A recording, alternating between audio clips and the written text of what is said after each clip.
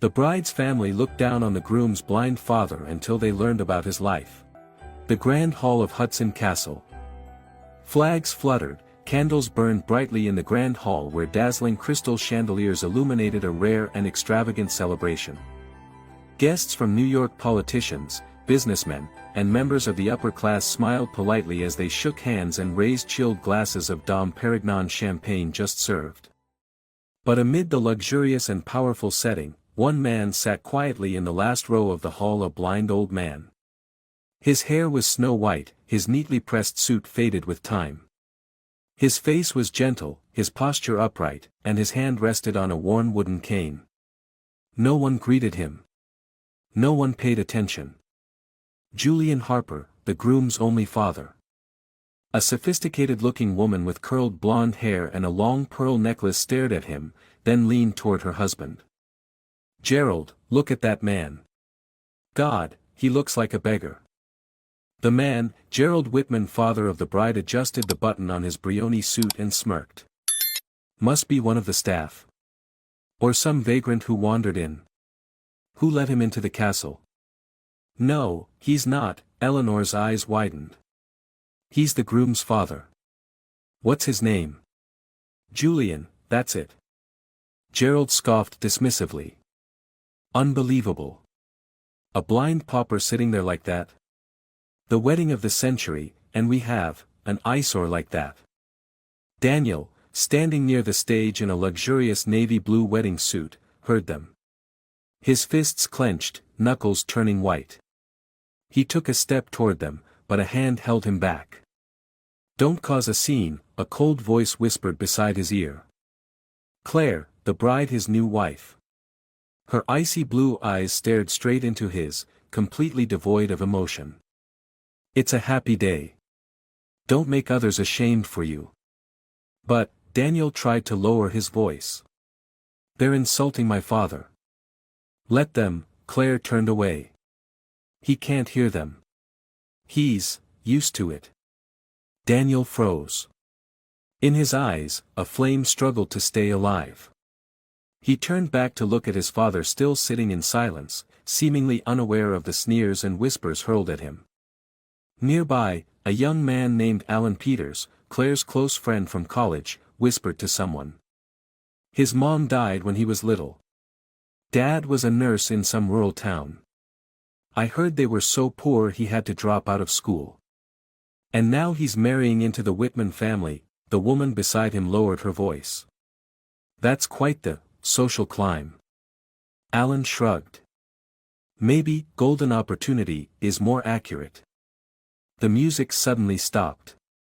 The wedding ceremony began. The priest stepped up to the podium, voice echoing with blessings. Claire smiled softly, a flawless aristocratic smile. Daniel turned to look at her, his heart tightening. She was beautiful. But cold. Her eyes had never shed a tear for him. And never once offered a true glance toward his father. Daniel's father, Julian, remained silent, hands resting on his lap.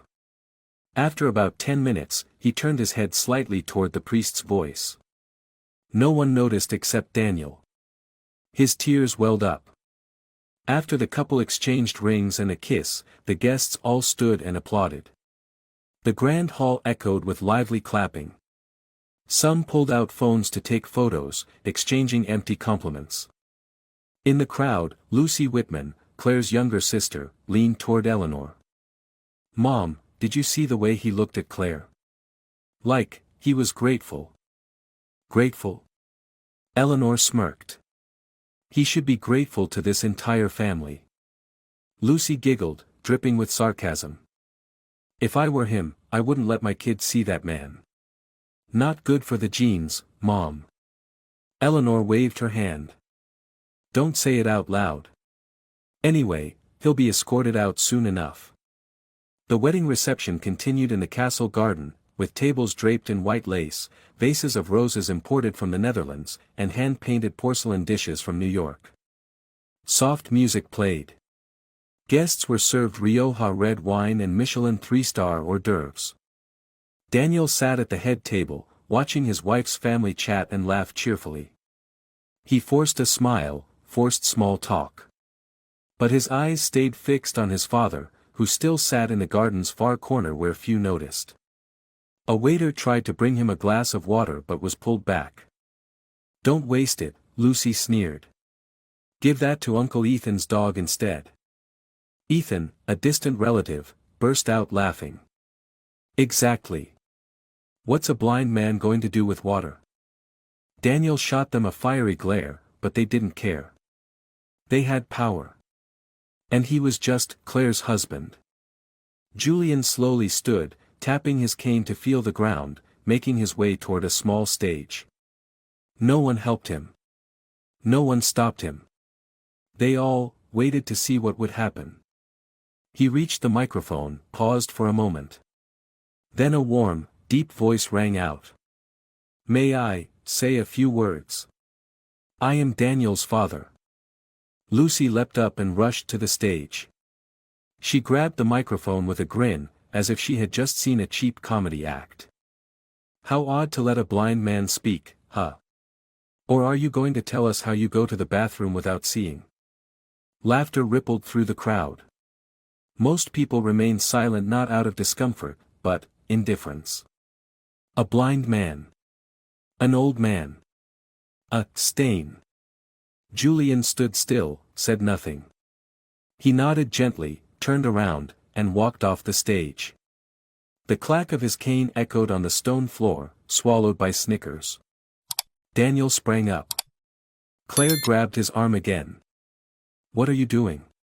Making it worse? Don't you care?" "There," Daniel's voice cracked. "That's my father." "So what?" Claire replied coldly. "He's used to it. Don't ruin my wedding." Daniel yanked his arm free and hurried toward his father. But Julian had already disappeared, headed toward the garden restrooms.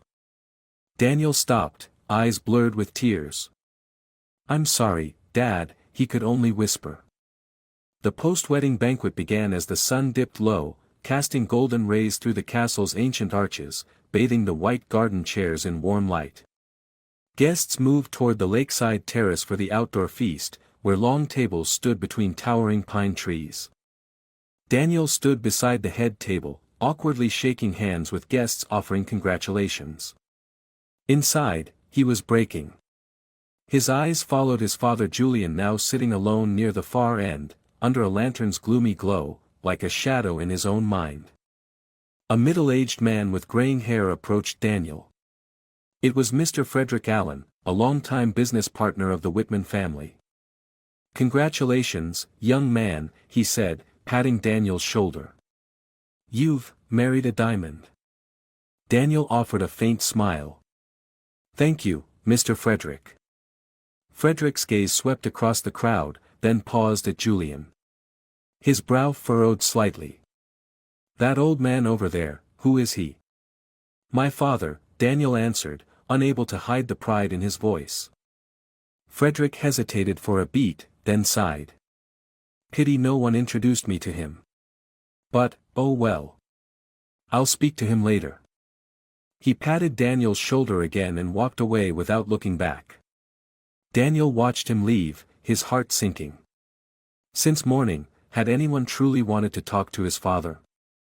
Far off, Julian gently stood, hands tracing his old wooden cane, slowly moving toward the small stage used for speeches. Dylan Martin, the wedding planner, was adjusting the mic and checking the sound. Seeing the blind old man approach, Dylan looked momentarily unsure. "Sir, do you need anything?" "I just want to say a few words to bless my son." Julian's voice was low and kind. Dylan hesitated, glancing around. He knew full well the Whitmans hadn't approved any speech from this man. But in those cloudy, sincere eyes, something made him nod slowly. "All right, but please keep it brief." Julian nodded. His trembling hand found the microphone. The party gradually quieted as the tap of his cane echoed on the wooden stage. Daniel was speaking with a German couple when he heard the mic turn on. He spun around. "Excuse me," Julian's voice came slowly. "Just a few words." As the groom's father, I wish to bless my son and his new wife. Some people began glancing at each other and murmuring. A scoffing laugh came from Lucy. "Oh Lord, him again." Before Julian could continue, Lucy rushed onto the stage. She yanked the mic from his hand, still smiling brightly, but her voice was razor-sharp. "Isn't it strange to let a blind man give a speech? Maybe he'll tell us about the last time he saw the sun." Laughter erupted from Lucy's group. Thomas Blake, her cousin, cracked up. "Or maybe he'll tell us how he counts stairs with a cane." Daniel was stunned. He moved toward the stage, but once again, Claire stepped in his way. Her voice was gentle but steely. "Are you planning to embarrass yourself again? Don't you see, she's humiliating my father. And you want to be a hero?" Claire said coldly. "It's a happy day. Save that face for another time."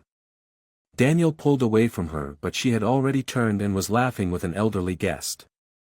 On stage, Julian stood frozen. He didn't react. He simply nodded slowly, turned, and stepped down. His cane tapped rhythmically, swallowing every cruel laugh that followed him. Some guests seemed uneasy.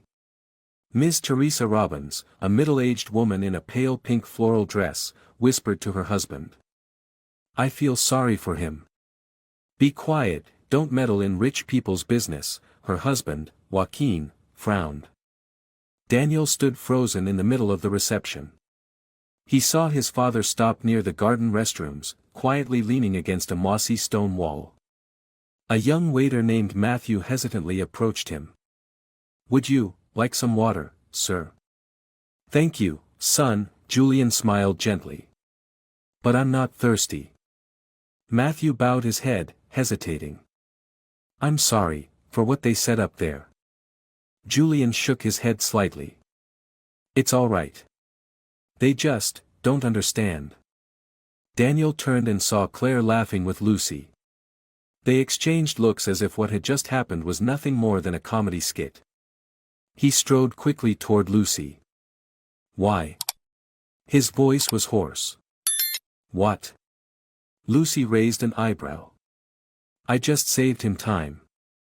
Who wanted to hear those meaningless words anyway? "That's my father." "You have no right." "I do have the right," Lucy cut him off. "This is my house."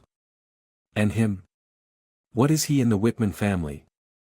"A blind old man with no career, no reputation, no assets." "He has dignity." "And what does that buy?" "Shares in the Whitman Group." She laughed aloud. Daniel turned and walked away. Everything seemed to spin, part rage, part shame. But above all, it was pain. He went looking for his father. At the end of the pine-lined garden, Julian sat on a stone bench. A stray cat jumped up beside him, rubbing its head against his hand. He chuckled softly. "You don't care who I am, do you? Just an old man with a gentle hand." Daniel approached and sat down next to him. "Dad. I'm sorry." Julian turned slightly toward his son. Though he couldn't see, he seemed to sense the pain rising in Daniel's breath. "For what, son?" "For not being able to protect you." "I don't need protecting," he said with a sad smile. "I just need you to live happily." Daniel bowed his head, shoulders trembling. Lucy's words, Claire's silence, the scornful eyes of Gerald and Eleanor, they were like daggers to his chest. They don't know how hard you worked to raise me. They don't need to know." Julian placed a hand on Daniel's shoulder. "You are my son. The most precious thing I have." A long silence followed. Daniel looked up, eyes red. "Would you like to come live with me? Leave this place?" Julian smiled and shook his head. "No, Daniel. Today is your happy day. Don't let me be a burden. I just want to see you smile." Daniel said nothing, gently taking his father's hand. It was thin, calloused, trembling, but still strangely warm. In the distance, fireworks began to crackle. Guests turned their attention to the main stage where the newlyweds were preparing for their first waltz. No one noticed the father and son sitting in the shadows. No one cared about the blind father who had just been publicly humiliated. And no one but Daniel heard that soft sigh like a silent farewell to something once sacred, pride. After the opening waltz, Claire left the dance floor, linking arms with Lucy and a few friends as they made their way toward the lounge area by the lake. Daniel remained afar, eyes searching for where his father had been sitting, but the stone bench was now empty. Julian had left, without a word, and no one saw when he did. "Guess he knew his place and made himself scarce," Lucy said, waving a cocktail. "Or maybe he was too ashamed and left on his own," Eleanor added, eyes glued to her phone as she posted wedding photos online. From behind, a sarcastic voice chimed in: Henry Monroe, Lucy's childhood friend. "Claire, do you know what people are saying about my wedding dress?" Claire half joked, adjusting her pearl-trimmed veil. "Nope," Henry lowered his voice, leaning close to her ear, "they're saying the groom is dirt poor, and the only family he brought was a blind old man." Claire stifled a smile, her eyes gleaming with amusement. Lucy laughed out loud. "And he even tried to give a speech. Good thing I stepped in, or we'd have had a tragic sob story." Someone said, Henry continued, "when he was little, he lived in a tin-roof shack outside Hudson Castle. His dad was a lowly nurse, his mom died young, and some nights he had to eat bread dipped in salt water." "Have you ever eaten bread dipped in salt water, Claire?" Lucy mocked, raising her glass for a toast. Claire didn't respond. She sipped her wine. She didn't feel angry. Or pity. Just, distant. Elsewhere in the garden, Daniel sat with Alan, the only old friend he managed to invite to the wedding. "I should go find my dad," Daniel said, twisting his napkin tightly in his hands. "Maybe he's just out for a walk to clear his head," Alan reassured. "But I don't get it, why would Claire let her sister humiliate him like that?" Daniel shook his head, lips pressed tight. That same question was gnawing at him. "Sometimes I think I don't recognize the woman I married." Alan studied him, then hesitated before asking. "You married for love, right?" Daniel nodded, like a machine. But his eyes betrayed him. "At first, it was love," he said slowly. "She was different. Strong, smart. I thought she could bridge the gap between our two worlds. I thought." He couldn't finish. "And now?" Alan asked gently. Daniel shook his head. "Now I'm not sure she even has a heart." Nearby, a group of women chatted animatedly. Mary Ellis, Lucy's close friend, whispered just loud enough for others to hear. "The Whitman girl married a guy with nothing but sad eyes." "Don't forget, those eyes are the legacy of a blind father," another chimed in. "Thank goodness blindness isn't necessarily genetic." "I wouldn't let my kids near someone like that," Mary added. "You never know what poor folks hide behind their sob stories." "I heard he used to care for mental patients in some rural clinic," another woman said. "Creepy." Not far away, Claire heard every word. She didn't react. She simply sat quietly on a velvet-cushioned chair, crossing her legs and sipping red wine. Lucy came over, whispering. "You don't look very happy. Have you seen Daniel?" Claire asked, eyes still fixed on the lake. "Probably off looking for his dad," Lucy shrugged. "Why do you care?" "He's been too quiet." Lucy raised an eyebrow. "Quiet is good. Better than creating a scene on a big day." Claire didn't respond. She recalled the moment Daniel nearly stormed the stage, eyes burning red. She had stopped him just in time. But in that moment, she realized something: Daniel had changed. Something inside him had cracked, something had torn. Night settled in. Lanterns above cast warm golden light. But the air felt strangely cold. Daniel finally found his father. Julian was standing beneath an old grapevine arbor near the auxiliary kitchen, reading lines of Braille from a small book he always carried. "Dad," Daniel called out, his voice raw. Julian turned his head and smiled. "Is that you, son? I'm sorry. For everything." "For what?" "For letting them treat you that way. For not stopping them. You can't stop people from thinking what they want. Just like I can't see the sun," he tapped his cane, "but I still know when it's warm." Daniel choked up. He knelt, taking his father's hand. "Don't leave me, Dad.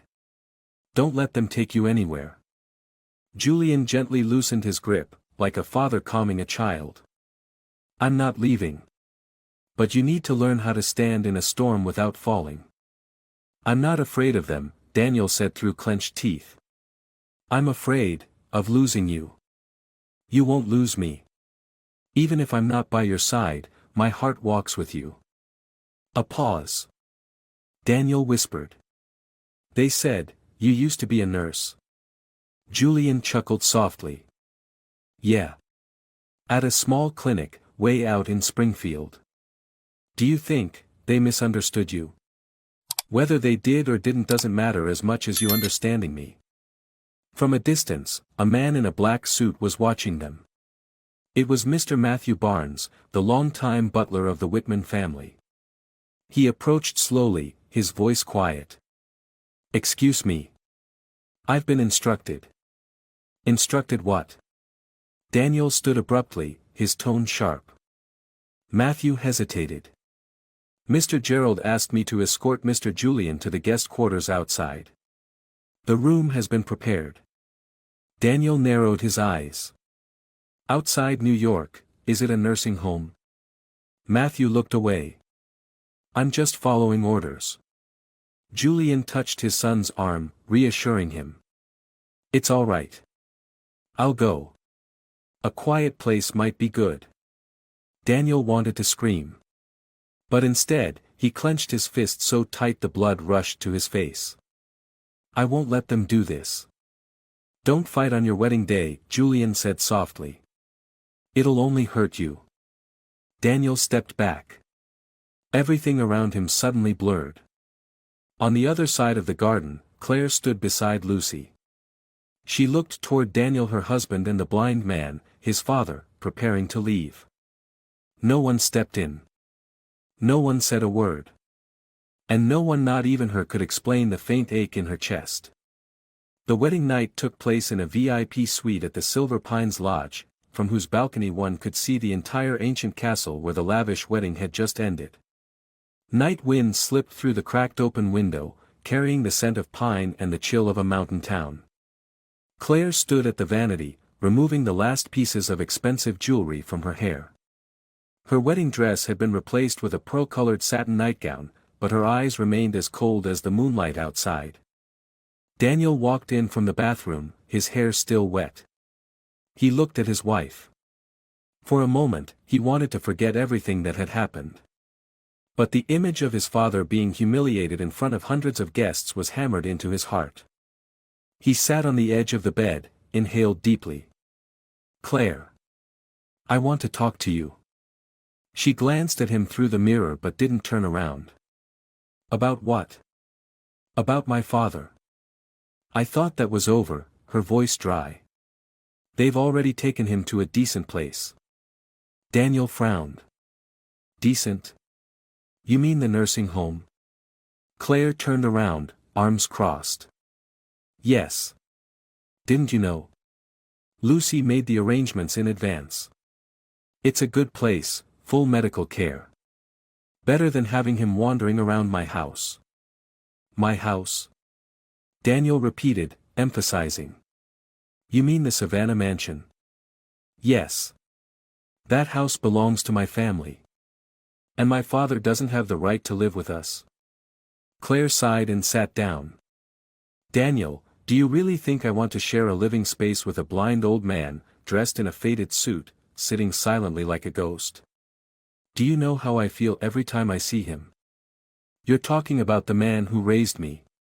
The man who never once complained when my mother died, when I lost my scholarship, when the whole world turned its back on me. But that was the past. Claire snapped. What is he now? A man who looked like he walked out of a charity ward, sitting in the middle of an elite wedding, embarrassing everyone. Daniel shot to his feet, pale with anger. My father didn't embarrass anyone. You, your sister, your parents, you're the ones who turned the wedding into a cheap circus.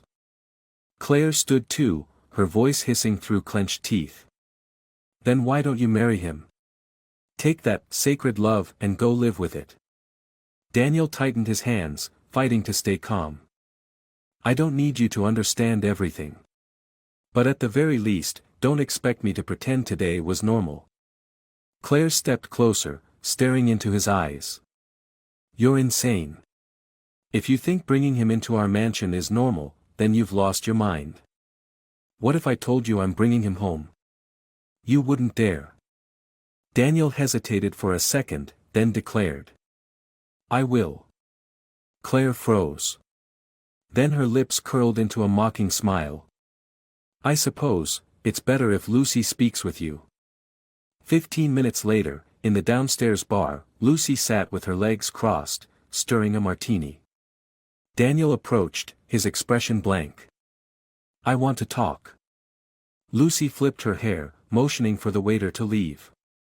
You here for your dad again? I want him to live with me. I don't need your advice or anyone else's from your family. Lucy chuckled, as if she'd just heard a mildly amusing joke. Daniel, who do you think you're talking to? My brother-in-law? Or a deluded man? I'm Julian's son.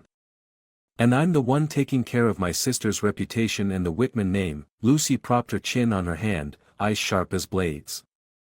You think letting some blind old man drag himself around our mansion is acceptable? You have no right to interfere. I do, she cut in. When that man isn't worthy of being my sister's father-in-law. I have every right to protect Claire from anything that tarnishes this family's image. Daniel gritted his teeth. He's a human being. A father. The only one from my side who attended this wedding. Don't you feel even a shred of shame? Lucy raised her eyebrows. No. I feel lucky. Lucky he didn't cause a scene. Lucky he didn't trip on the red carpet or drop a wine glass. As for humiliation, don't use such heavy words. It was just truth, spoken out loud. Daniel stepped back, shaking with rage. But then he turned and walked away, saying nothing more. He knew that if he said another word, he'd lose control.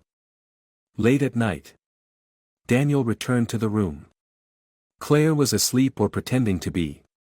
He quietly stepped out onto the balcony.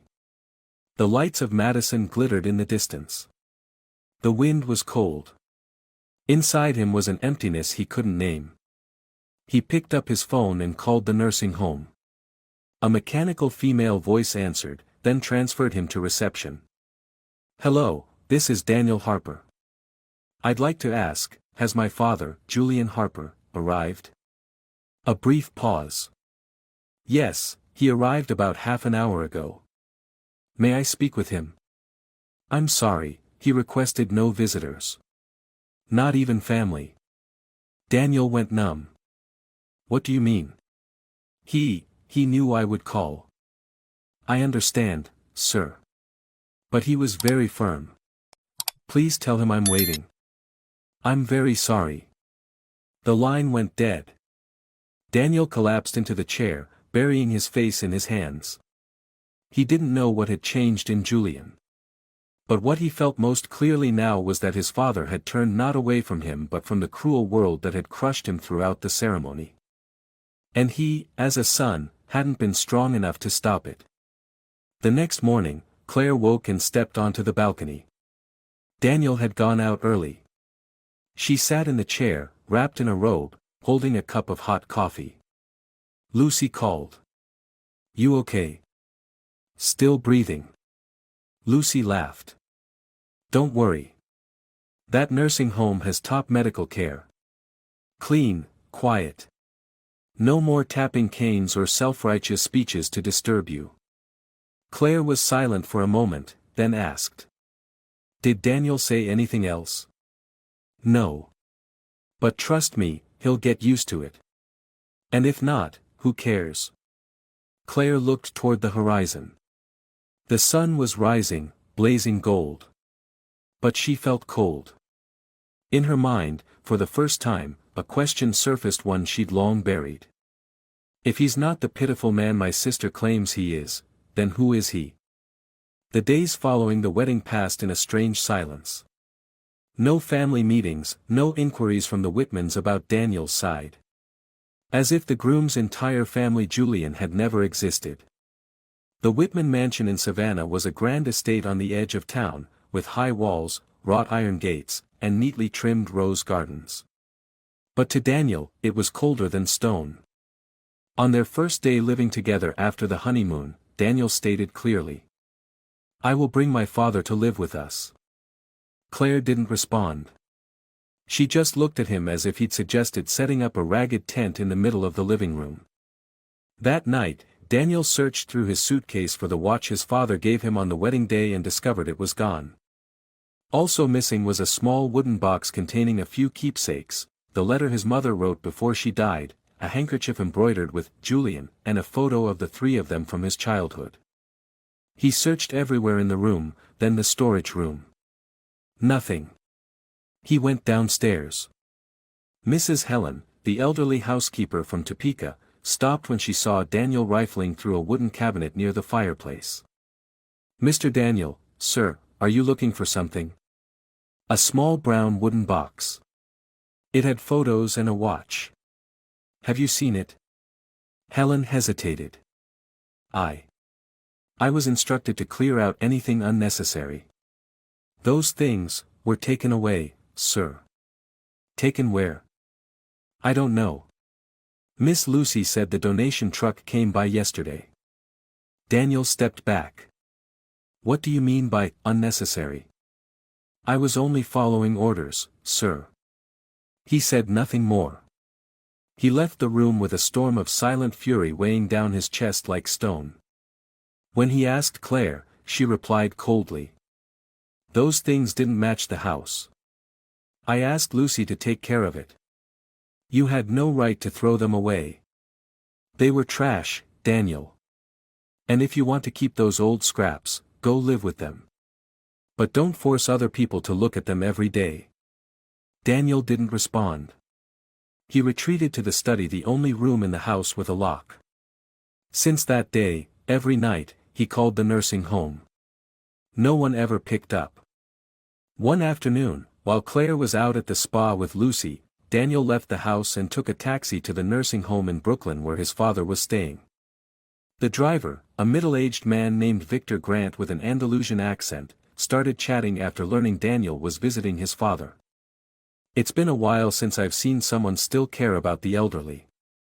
I hope you hold on to that heart of yours. Daniel let out a bitter smile. I'm afraid I'm starting to lose it. The car stopped at the iron gates of the facility. Daniel stepped out and went straight to the front desk. The receptionist, Catherine Summers, a woman in her 40s, looked at him and then checked the logbook. Name of the resident you're here to see? Julian Harper. I'm his son. Catherine hesitated. I remember. But. I'm sorry. He requested no visits from any family members. Daniel clenched the strap of his bag. Please, just 5 minutes. I just need to see him. Just for a moment. Catherine looked uncomfortable. I'm really sorry. If I let you in, I'll be penalized. Daniel stepped back. He walked out to the rear garden and sat on a stone bench, his eyes fixed on the 3-story building ahead. Somewhere inside, his father was living, separated from him by just a few walls, yet it felt like an ocean apart. That evening, Daniel returned home. In the dining room, the Whitman family was already seated: Gerald, Eleanor, Lucy, and Claire. Dinner featured truffle mushroom soup, roasted lamb, and French white wine. Daniel entered, and no one even looked up. He sat down and picked up his spoon. Lucy looked at him, smirking slightly. "Out for some fresh air today, brother-in-law?" Daniel said nothing. Eleanor glared at her daughter. "Lucy, that's a tactless thing to say." "I was just being concerned," Lucy said with feigned innocence. Gerald put his wine glass down. "I heard you went to the nursing home." Daniel looked up. "Yes. I hope you're not planning to stir things up again." "I just wanted to see my father." Eleanor sighed. "He made it clear he doesn't want to be disturbed anymore. Why can't you respect that?" Daniel cut her off. "He didn't reject his son." Lucy chimed in, smirking. "Or maybe, he was too ashamed and cut ties himself." Daniel dropped his spoon and stood up. "You've crossed the line, Lucy." Gerald placed a hand on the table, his voice firm. "Sit down, Daniel. This is my house. Don't raise your voice." Daniel looked around. Every face at the table wore a mix of pride and contempt. He stood there, a stranger in his own life. Claire remained silent, not saying a word. After a minute, Daniel walked out. No dinner. No words. Night fell. Daniel lay awake in bed, staring at the ceiling.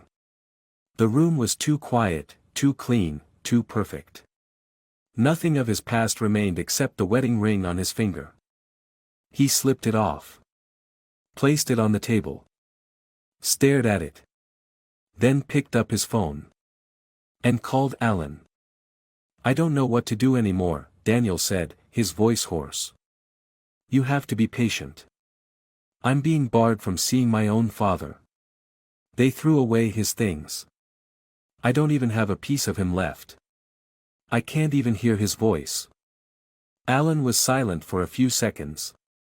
"Do you want me to help?" "Help how?" "Come with me to the facility. I know someone from the charity fellowship, someone who has connections there." Daniel exhaled deeply. "Thank you. But I'm not ready to break rules. Not yet." "Then at the very least, don't give up." Daniel nodded, knowing Alan couldn't see it.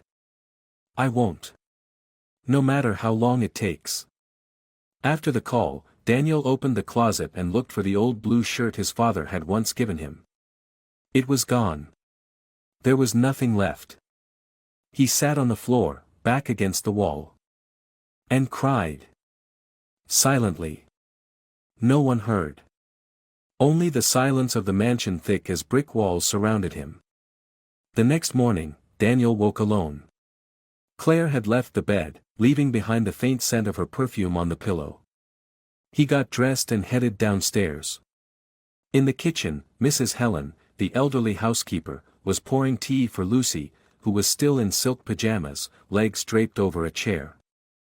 "Good morning, sir," Helen greeted softly. Lucy glanced up. "Oh, the groom's awake. I thought you'd be dreaming of nursing homes." Daniel didn't reply. He poured himself coffee. Helen shot a warning glance, but Lucy continued. "Yesterday Claire said you asked about the ownership of the mansion. How cute. Like a little boy asking, 'Is Daddy's car mine too?' I just want to know," Daniel said slowly, "whether I have the right to bring my father to live here." Lucy burst out laughing. "To live in this house? Daniel, wake up. You married Claire because Gerald accepted you as a compromise. No one signed any paper giving you permission to drag your poor past into this place. I don't need ownership. I need fairness. There's no such thing in this house. Only order. And you're near the bottom of the line." Helen faked a cough to break the tension. Daniel turned and walked away, the coffee growing cold in his hand. But just as he passed the hallway, he saw Gerald emerge from the study. "Daniel," he said, voice low. "Come in. I need to talk to you." The Whitman study was a grand room with walnut-paneled walls, floor-to-ceiling bookshelves, and an armchair the size of a throne. Gerald sat down, crossing his legs. I hear you've been asking about ownership. I wasn't questioning it. I just wanted to know if I had the right to decide to live with my father. Well, Gerald said slowly, you need to understand something, you are a long-term guest in this house. A guest who brought nothing but a name. I'm Claire's husband. Then act like it. Marrying her was a miracle for you. But if you think marriage buys trust or status, then I'm sorry it doesn't. Daniel stood still. He knew Gerald was speaking for the entire Whitman family. Every word was a blade pointed at him. I can move out. I have a job. I can rent my own place. And Claire would go with you. Gerald raised an eyebrow. Daniel stayed silent. Do you know how many men Claire turned down? Gerald smirked. You were chosen because you were easy to shape. No baggage. No legacy. No demands. Daniel swallowed hard. I'm not something to be controlled. No, but you are reasonable. And I hope you remain that way. He opened a drawer and placed a file on the table. This is a lease for an apartment in Topeka. If you need private space to live with your father, my family can sponsor part of it. In return, move out of this mansion. And never bring up the idea of bringing your father here again. Daniel didn't touch the file. He just looked at it like it was a trap. I need to speak with Claire. Claire doesn't want to be bothered with your emotional inheritance. Let her live in peace. Daniel turned and left the study, head pounding.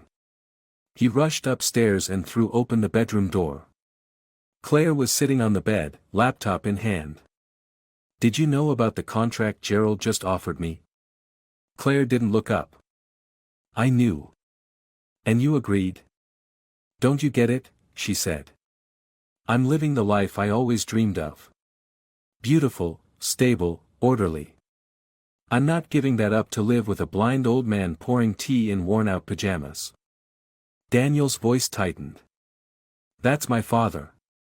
Claire set the laptop aside and finally looked at him. And you're my husband. If you love me, then live up to that role. Don't force me to choose. You don't have to. You already did, Daniel whispered, turning away. Claire didn't stop him. A week later, Daniel met his close friend John at a cafe in Union Square. A cold wind swept through the plaza, the outdoor tables sparsely occupied. You look like you've got a mountain on your back, John said, sliding a coffee across to him. I feel like I'm not myself anymore. What do you want now? A different place. A different life. But I'm stuck in between. John quietly watched him. Then pulled a piece of paper from his bag. I did some digging. There's a janitor at the nursing home, his name's Eric Brown.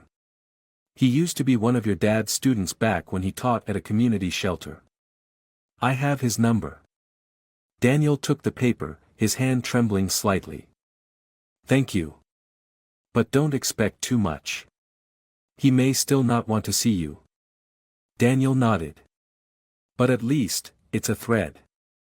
That evening, back at the mansion, Daniel pulled out his phone and dialed Eric's number.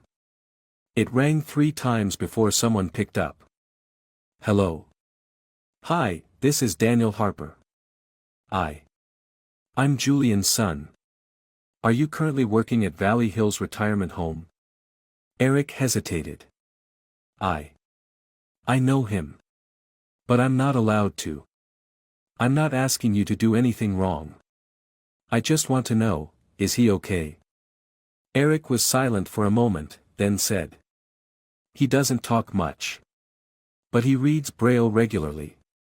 Usually sits in the garden early in the morning. Do you think he resents me? Eric exhaled. No. But he has a very sad look in his eyes. Like someone who's gotten used to being forgotten. Daniel gripped the phone tightly. Thank you. You have no idea how much this means to me. If I can, I'll leave him a letter from you. But I can't guarantee he'll read it. Daniel nodded, knowing Eric couldn't see him. I'll write it. After hanging up, Daniel sat at his desk and took out pen and paper. And for the first time in 2 weeks, he wrote. Not to justify anything. Not to beg for forgiveness. But simply to say, Dad, I have never forgotten you. Even if the whole world turns its back, I'm still here waiting for you to look my way one more time. A week passed since Daniel had sent the letter to his father through Eric. Every morning, he checked his phone, hoping for a message, a call, even just a signal from Valley Hill's retirement home. But all he got was silence. Silence, the most terrifying sound Daniel had ever endured. On the 8th day, he went to the nursing home gate. A new guard, a young man with curly hair named Samuel Nolan, stopped him from afar. Sorry, sir. Mr. Harper has requested not to receive any visitors, including family. Daniel clutched the cold iron gate. Are you sure? I'm his son. I know. But we have clear instructions. The gentleman was very firm. Can you at least tell him I'm outside? I don't even need to see him. Just let him know I came. Samuel shook his head. I can't. If he finds out I didn't respect his request, I could get written up. Daniel took a step back, eyes filled with despair. Then at least, can you tell me if he's doing okay? Still gets up early. Reads Braille. No complaints. Has anyone visited him? No. Just a German volunteer came twice in the beginning. Hasn't returned since. Daniel stood there for a long time. The iron gate was freezing beneath his hand. He didn't know why his father was doing this. Was it shame? Anger? Or had he decided to cut ties with life itself? Samuel looked at him with sympathy. Sir. I think he's still waiting for you. Then why won't you let me in? Because he doesn't want to be seen like this. Daniel nodded. His lips pressed tight. Thank you. Anne, if he ever says my name, please tell him I've never left him. Daniel returned to the mansion. That evening, at dinner, no one mentioned Mr. Julian. Dinner unfolded with the same artificial politeness as always. Claire flipped through magazines, Lucy scrolled on her phone, Eleanor chose the wine, and Gerald discussed the stock market. Daniel sat silently. His fork and knife untouched. Lucy broke the silence. Lovely weather today. I heard the nursing home in Brooklyn has a rather charming garden. Very French-style landscaping. No one replied. Daniel looked up, his eyes fixed on Lucy. Do you enjoy saying things that hurt people? Lucy shrugged. I'm just sharing information. I read somewhere that elderly folks need sunlight to avoid depression. Claire set her magazine down. That's enough, Lucy. Lucy pursed her lips in a smirk. I didn't name anyone. Whoever's offended, that's on them. Daniel placed his silverware down. His voice was hoarse. A whole week has passed, and no one in this house has mentioned him. As if my father never existed. Eleanor frowned. Daniel, we're not heartless. We're just, respecting his decision. Respecting? Daniel repeated. You forced him out of the wedding, sent him to a nursing home, threw away his things, and called that respect? Gerald tapped the table lightly. My dear son-in-law, don't drag this entire family into your emotional burden. We all did the right thing. And who decided what's right? You. Claire spoke, her voice tired. Daniel, you turn every meal into a moral interrogation. I'm exhausted. Daniel looked at his wife and said softly. Have you ever wondered why he doesn't want to see anyone anymore? Claire said nothing. Daniel went on. Maybe he's ashamed. Maybe he feels like a burden. Maybe he thinks you didn't want him in your life. Lucy interjected. Or maybe he realized he doesn't belong here. And chose to withdraw. Daniel stood abruptly. His water glass tipped, spilling onto the tablecloth. I don't need this dinner. I need a family. Claire didn't rise. She only murmured. A family doesn't have to include people who make you feel ashamed every day. Daniel walked out. The door slammed behind him, echoing through the cold marble hallway. That night, he sat alone in the study. On the desk were the only pieces of his childhood he had left, a faded copy of his birth certificate, a handkerchief his mother had embroidered with his name, all smuggled away before Claire cleared out Mr. Julian's things. He opened his laptop and searched, Valley Hills retirement home when a loved one refuses to see you. Dozens of articles appeared. One headline made him pause, when a father chooses silence. Some fathers choose silence not because they don't need their children, but because they believe they've hurt them too much. They punish themselves by disappearing. Daniel read the line over and over. Then, for the first time, he wrote an email to himself. Dad, if you ever read this, please know, I was never ashamed of you. I'm only ashamed that I let others hurt you and couldn't stop them. I don't know why you're silent, but I'll wait, until the day you speak to me again. He sent the email. Then sat quietly until dawn. On the 10th day after the wedding, he returned to the facility. No appointment. The gate was still closed. Samuel Nolan was still on duty. You're back again. This time I'm not asking to see him. I just want to stand here for a while. Is that okay? Samuel nodded, looking a bit uneasy. I won't stop you. But, you should know, someone sent flowers to him yesterday. No name. What kind of flowers? White lilies. He said it smelled like the perfume his mother used to wear. Daniel stood still. He asked quietly. Did anyone come in person? No. Sent through a delivery service. What did he say when he got them? Samuel hesitated. Nothing. He just placed the vase beside his bed. And smiled. Daniel lowered his head. For the first time in days, his heart beat with a quiet warmth even if fleeting. He left another letter, asking Samuel to deliver it. I'm not asking you to forgive me. I just want you to know, I'm still here. And I'll always be here. Back at the mansion, Daniel discovered the lock to his study had been changed. He asked Helen. The housekeeper bowed slightly. I'm sorry, sir.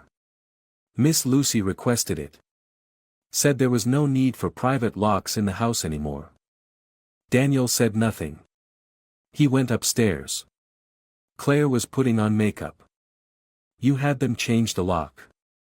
I don't want secret rooms in this house. What are you hiding? Just pieces of a memory no one wants to see. Then maybe you should store them somewhere else. Daniel looked at her for a long time. Then walked to the vanity. He opened the jewelry box, took out his wedding ring, and placed it inside. Keep it. I don't need it anymore. Claire stared at him but said nothing. Daniel turned away. Left the room. And for the first time since stepping into the Whitman home, he realized his heart no longer belonged there. Somewhere out there, Mr. Julian continued living in his chosen silence. And Daniel was now beginning to choose silence too. On Monday morning, the sky over Boston was covered in a thin mist, and the early sunlight wasn't enough to chase away the crisp chill of April. Claire came down to the living room, her hair pinned up, face bare of makeup. Today, her schedule was empty, a rare occurrence since the wedding. Daniel had moved out 3 days ago, without saying exactly where, leaving only a short message. I need some air. No one in the Whitman household mentioned him. Lucy was delighted. Gerald didn't care. Eleanor pretended nothing had happened. And Claire remained silent. But since he left, Claire hadn't slept well for 3 consecutive nights. As she approached the dining table, Claire noticed an ivory envelope neatly placed beside a cup of chamomile tea. No sender. No stamp. Just one firm, unmistakable handwriting on the front. Claire Whitman. She froze. Her heart skipped a beat. Mrs. Helen. Claire called out loudly. Who put this here? Helen stepped out from the kitchen, still holding a dish towel. I'm not sure, miss, said Mrs. Helen. I came back from the morning market and found the envelope on the table. No one came through the gate. Are you certain? Yes. The gate was still locked. No strangers entered. Claire opened the envelope, her hands slightly trembling. Inside was an old newspaper, carefully folded in half. She spread it out. In the top left corner, it read, The Washington Post, February 12, 2019. On the inside page was a half-page article, its headline printed in large, bold letters. Dr. Julian Harper, the man who donated his corneas to save a young woman after a severe accident. Claire froze.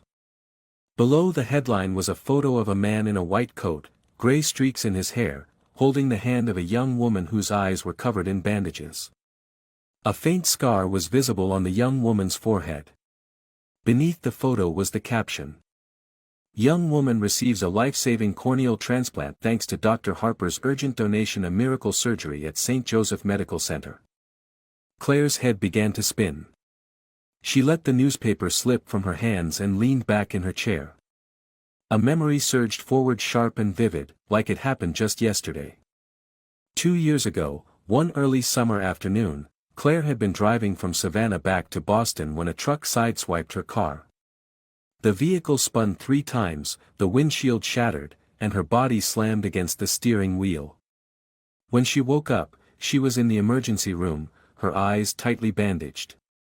The doctor said her vision was nearly gone. Her only hope, finding a suitable donor within 48 hours. Claire didn't clearly remember the face of the donor who had given her the corneas.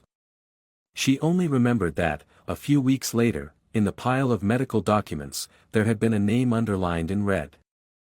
Donor, Dr. Julian Harper.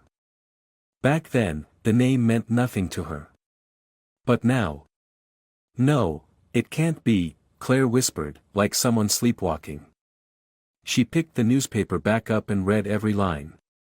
The more she read, the colder her blood felt.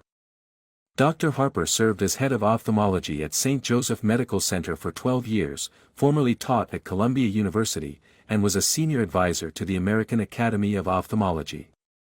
He chose to donate his corneas after being diagnosed with untreatable retinal degeneration, on the condition that his eyes would go to someone young who could still see the world. Claire's hands shook as she murmured. I was that person. She couldn't believe it. Just then, Helen returned, holding a tray of fruit. Miss Claire. Are you all right? You look pale. Helen, did you know Mr. Julian used to be a doctor?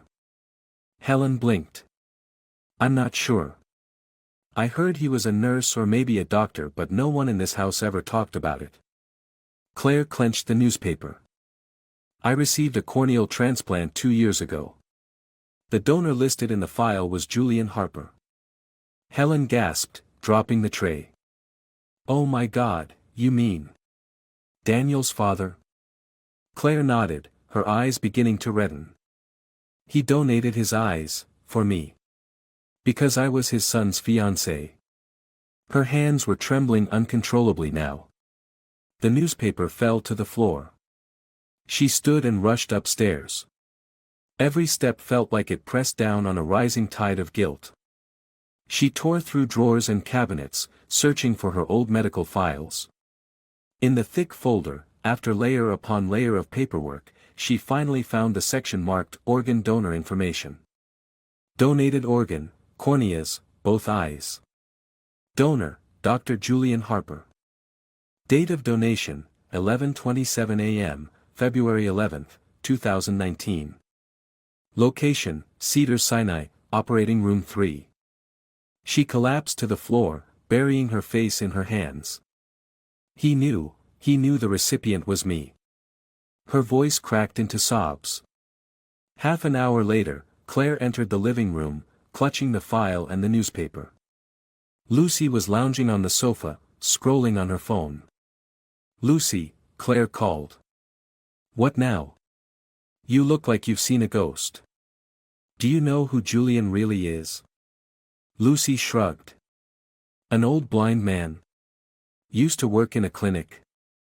The one you were lucky to get rid of?"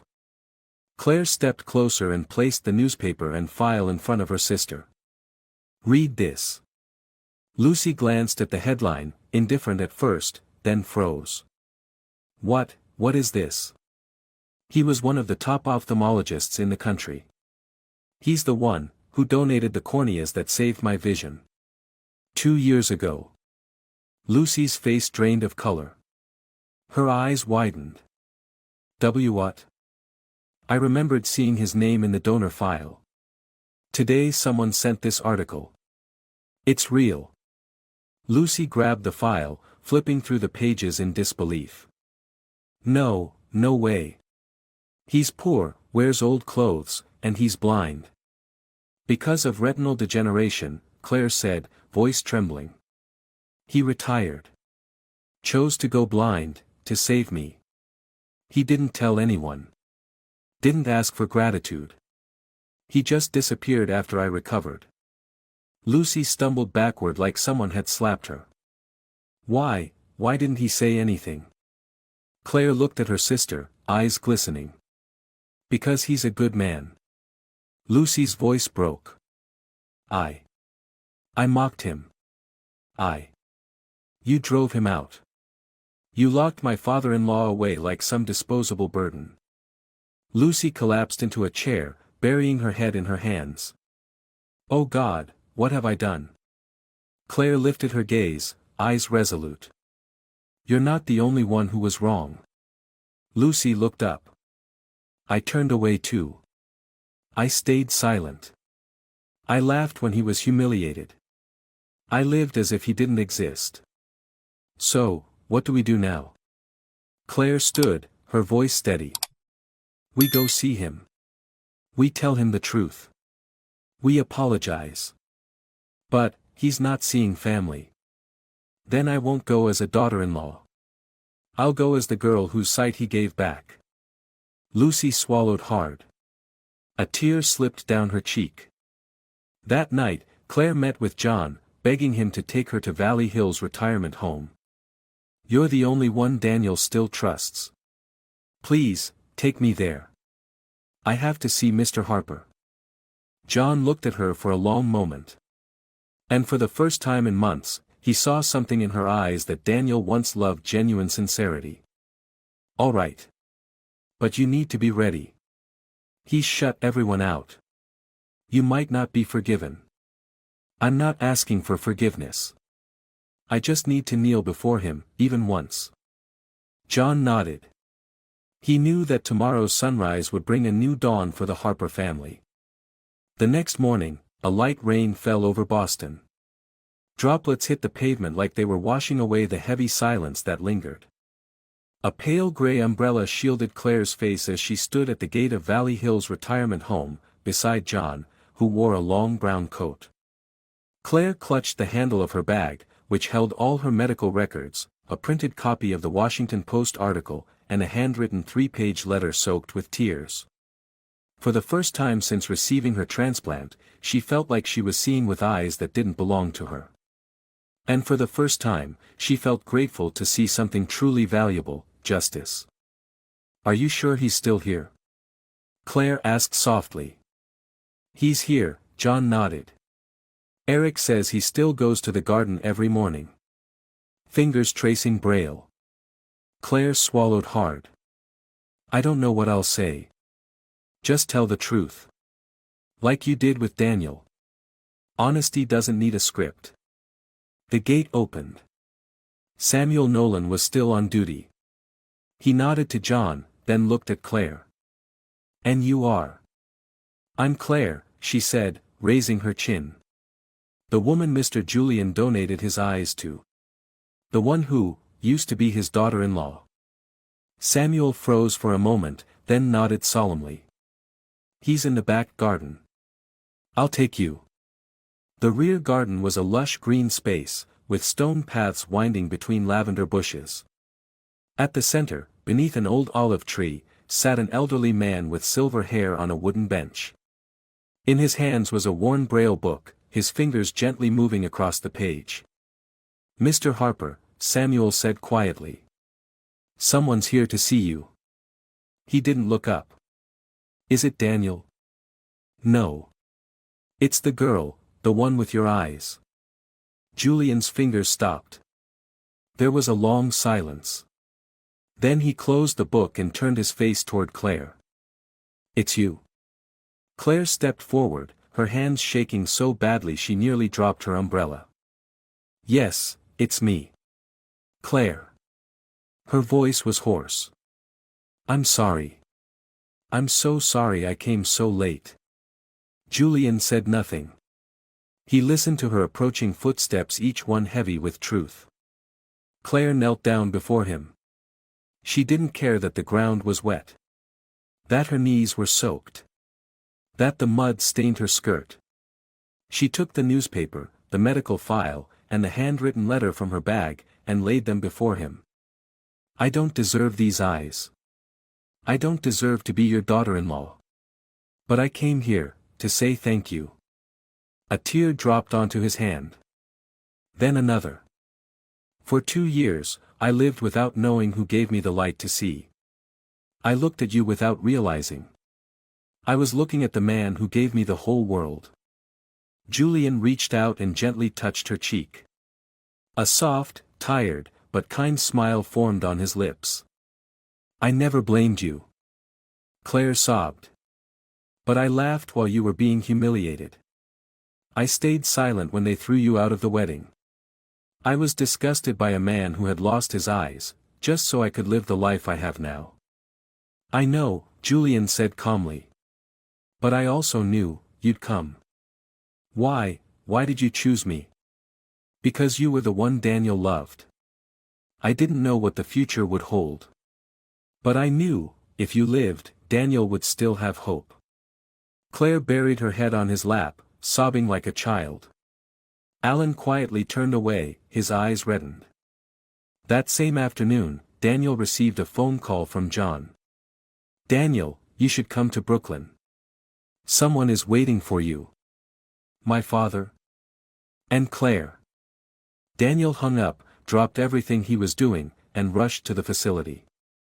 When he arrived, Claire was pushing Julian's wheelchair along the stone path. A light mist clung to Julian's coat, but his smile shone brighter than the fading afternoon sky. Daniel walked over, stopping for a moment when he saw his father. "Dad." Julian turned toward the voice, still holding Claire's hand. "Daniel." Daniel ran forward, dropped to his knees, and held his father's hand tightly. The tears came instantly, and he couldn't stop them. "I'm sorry. I let them take you away. I left you alone all this time." "I wasn't alone," Julian smiled. "I had your light. And now, that light shines even brighter through Claire's eyes." Daniel looked at his wife, truly looked at her for the first time since all the anger and silence. "You." "I was wrong," Claire interrupted, her eyes red. "I didn't deserve you. But I want to make things right. Not for you but for him. The man who loved us with everything he had." Daniel embraced her, and the three of them, the blind father, the son, and the daughter-in-law, stood together in the garden, hands intertwined, as if they had rediscovered what mattered most, family. News of Dr. Julian Harper's true identity spread quickly. The Washington Post article was widely shared, this time with thousands of comments honoring and admiring him. No one called him the blind old man in a worn suit anymore. People called him the man who saw with his heart. Back at the Whitman mansion, Eleanor flew into a rage when she saw the name Harper on the evening news. Gerald said nothing. But Lucy completely broke down. 1 week later, Claire brought her father-in-law home to live with them in a small house in the suburbs of Boston, a new home she and Daniel had bought together, with no connection to the Whitmans. For the first time, everything belonged to them. On the first day Julian stepped inside, Claire gently helped him to sit by the window. "This is your home now. If you don't want to stay, I won't force you. But please, let me take care of you, with everything I have." "I don't need to be taken care of," he smiled. "Just hearing the two of you every day is enough." From that day on, Claire walked with him every morning in the nearby park. They didn't talk much. They just breathed together. Every step they took was a step toward healing. One afternoon, under a clear sky and gentle breeze, Daniel was reading in the garden when he received a message from Lucy. "I was wrong. I'm leaving the Whitman house. If it's okay.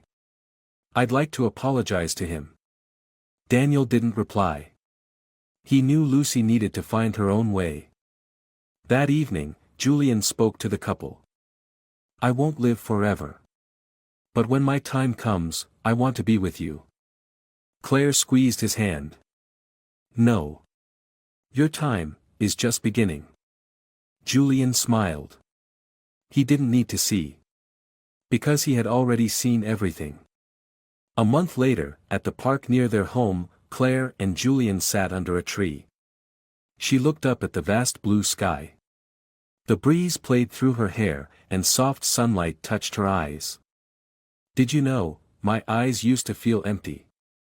But ever since I began seeing with your light, I see things differently." "Differently how?" "I see my mistakes. And I see hope." Julian held his daughter-in-law's hand. "The eyes are yours. But the light comes from compassion." Claire smiled a smile no longer burdened by pride. "I owe you my whole life." "No," he shook his head. "I owe you happiness." Daniel walked up from a distance, holding 2 cups of hot tea. They sat together, in the park, among the laughter of children, the rustle of leaves as if pain had never existed. And the sky was crystal clear. The story is a powerful reminder that a person's worth does not lie in appearances or social status, but in love, sacrifice, and the quiet dignity they carry in their heart. Don't judge too quickly before knowing the truth, because sometimes, the one we disregard may be the very one who gave us light. Live with gratitude. Admit your mistakes and make them right while you still can. Because only when we face our wrongs with sincerity, can love truly heal all wounds.